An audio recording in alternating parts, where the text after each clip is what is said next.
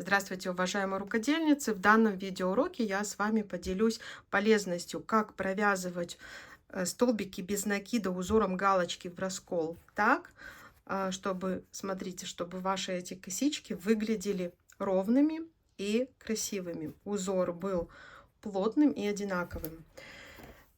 Так, если обычно мы столбики без накида провязываем вот таким вот образом, да, то когда мы провязываем столбики без накида узором галочки в раскол, мы находим петлю,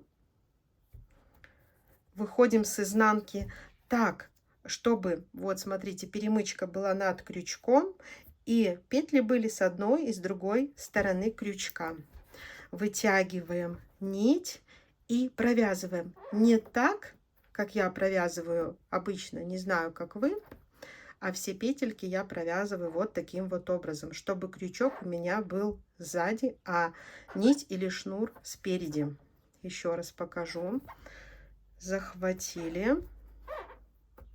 Я здесь выбрала крючок немножко потоньше рекомендуемого, просто для того, чтобы у меня получились идеально плотные стенки. У меня это будет сумочка. Если же вы хотите вместе со мной связать такую сумочку, в описании я вам оставлю ссылку на подробнейший мастер-класс. Подойдет даже для новичков, поэтому все подробно рассказываю, как связать донышки, стенки и далее ручки.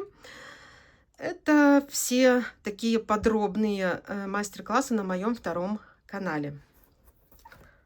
Поэтому вот так вот провязываем узор, популярный узор, но не все его так вяжут, и не у всех получаются такие ровные косички.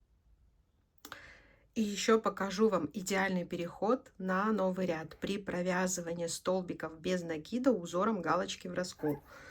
Вот я заканчиваю провязывать свой ряд, провязываю в раскол, захватываем нить, провязываем, вытягиваем, заходим под петлю между двумя столбиками,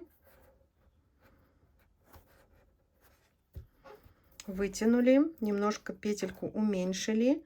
Смотрите, нить за петлей, заходим в раскол, нашу петлю мы не теряем, мы ее придерживаем, вытягиваем нить, захватываем вот эту петлю с изнанки